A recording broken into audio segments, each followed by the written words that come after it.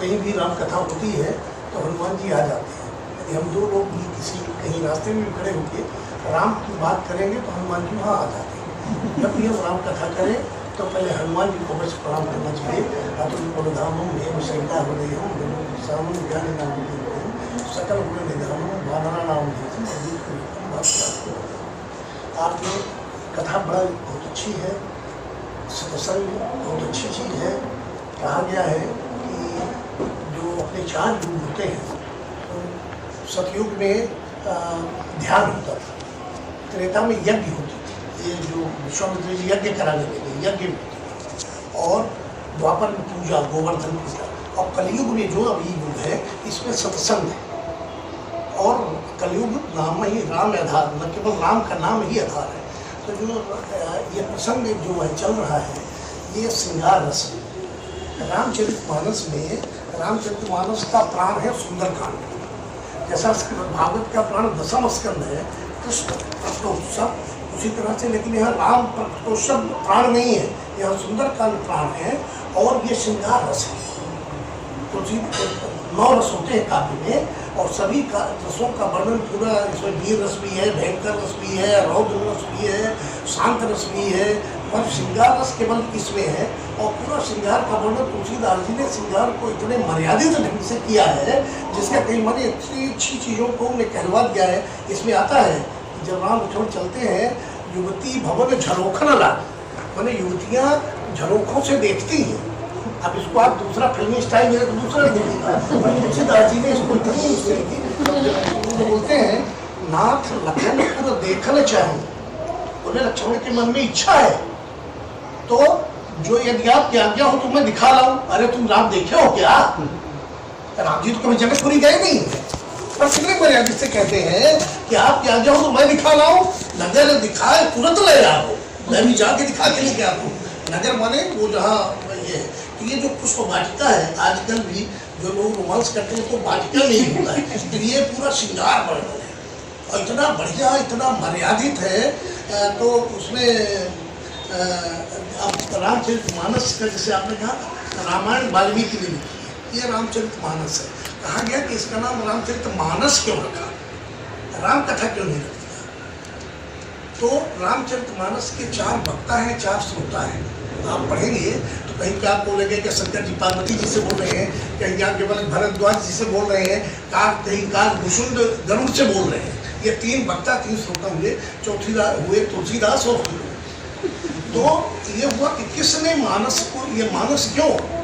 तो शिव जी ने रच महेश निज मानस रखा। शिव जी ने रामचरितमानस को इसको लिखा और अपने मन में रखा, पर रखा तो क्या कैसे हुआ, 2-4 मिनट बढ़ जाएगा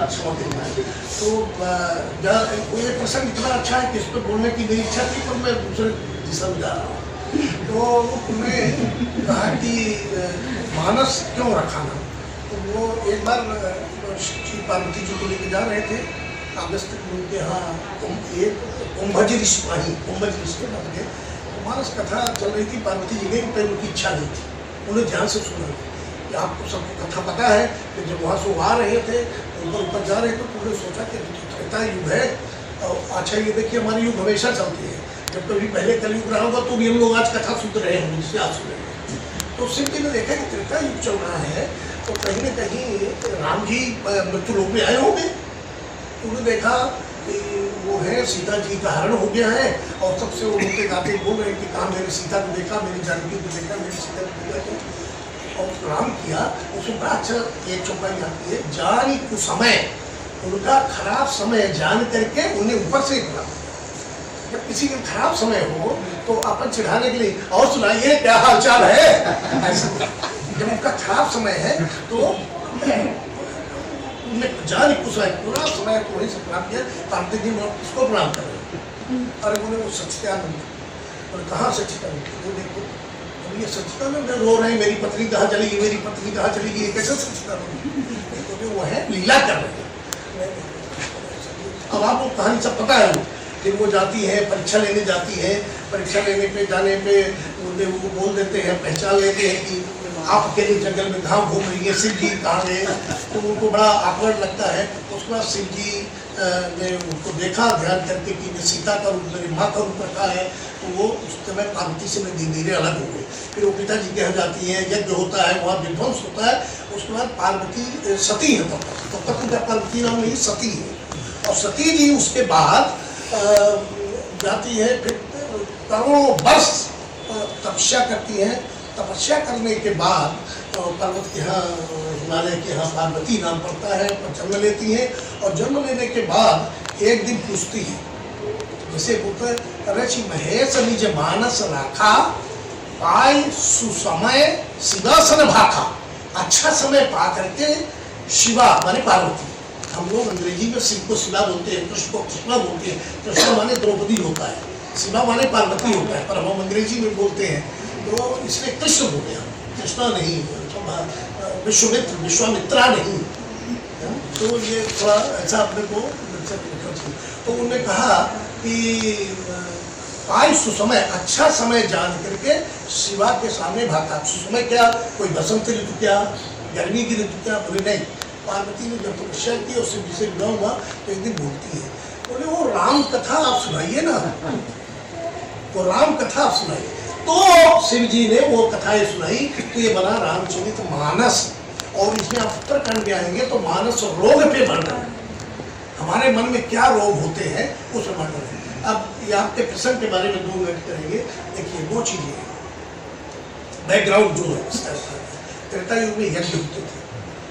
अब जब राजाओं के ऊपर दिक्कत आती थी तो उस जमाने में वो गुरु के पास जाते थे। अब विश्वामित्र, आपने पढ़ा है, पिछले बात को पढ़ा होगा, विश्वामित्र के पास जाते हैं, विश्वामित्र जाते हैं दशरथ से कहने कि अपने पुत्र को हमको दे दीजिए।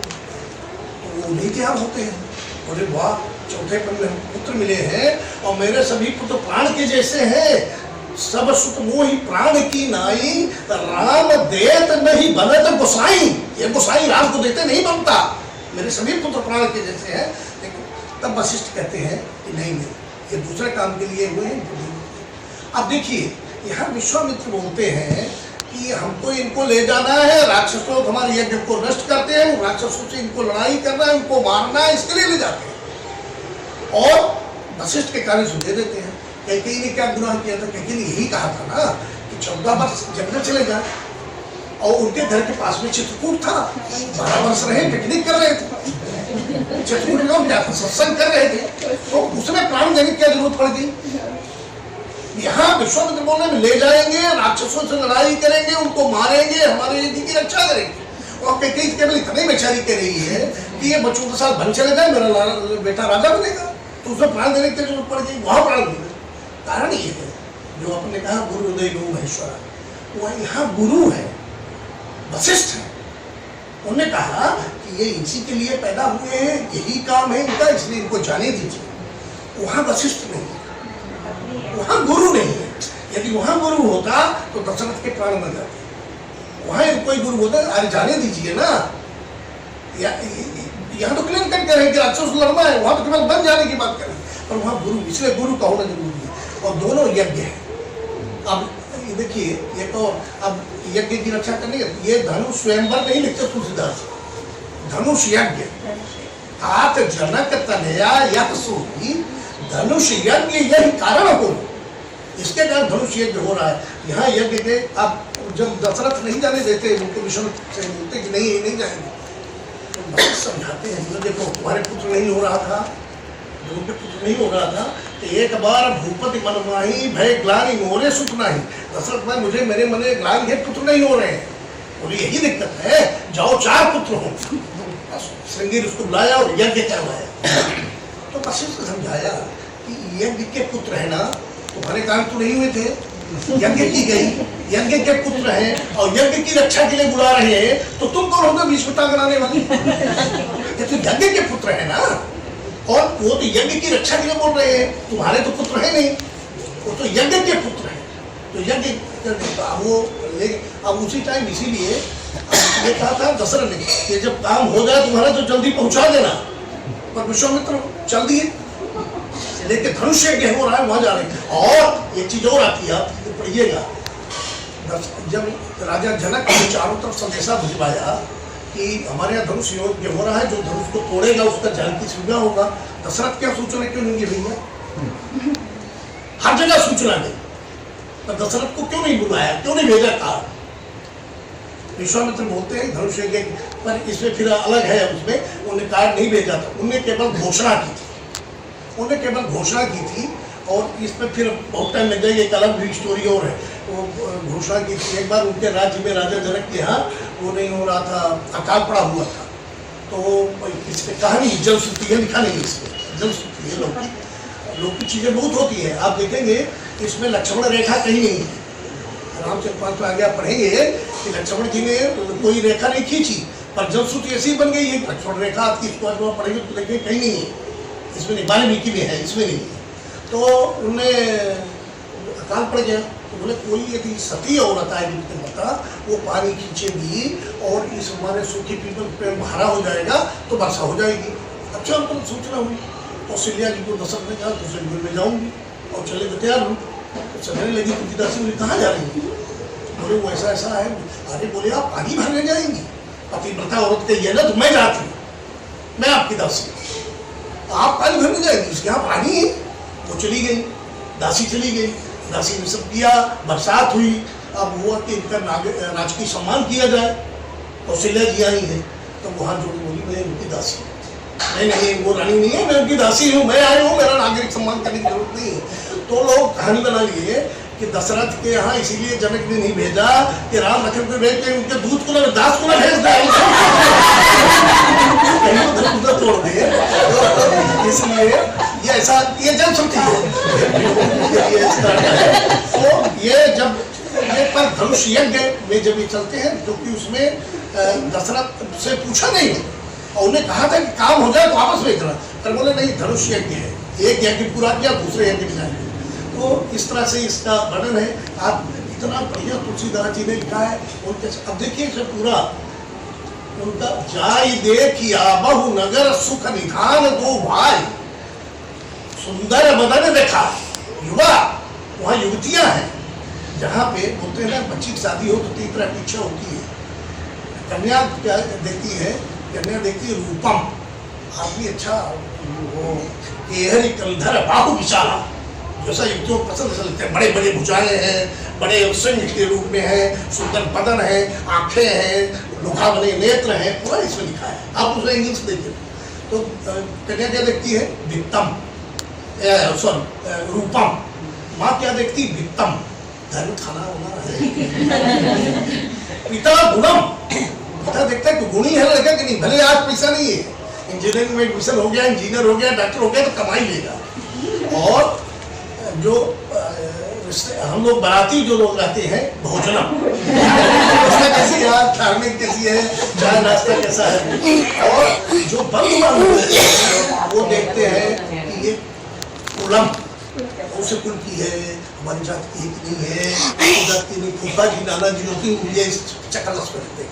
तो ये जो वर्णन है पूरा इसमें, और आप और आगे पढ़ेंगे, सीता जी जाती हैं, पार्वती जी की प्रार्थना करती हैं, और प्रार्थना करती है, आप ध्यान रखिएगा पढ़िएगा, जब प्रार्थना करती है तो एकदम से तुलसीदास जी की महानता इतनी है, और अच्छा नहीं लिख देती पार्वती, जय जय गिरिवर राज किशोरी, पहले उनको किशोरावस्था, जय महेश मुखचंद चकोरी, उसका विवाह महेश की पत्नी, जय गजबदन खड़ाधरी माता, पहले किशोरी, फिर पत्नी, फिर माता गजबदन, गणेश की माँ, और फिर आगे जगत जननी दामिनी सुप्ता, माने जगत की। ये क्या सीक्वेंस है? चाहते तो उल्टा पुल्टा भी लिख देते, हमको आपको नहीं, पर हम लोग जब गौर से इसको पकड़ेंगे, गौर से ध्यान से देखेंगे, तब आपको मिलेगा इतना रस है, इतना रस है जिसका कोई हद नहीं। इसलिए आप सब लोगों ने मुझे मौका दिया, इसी बहाने प्रभु का नाम मैंने लिया। बहुत बहुत धन्यवाद।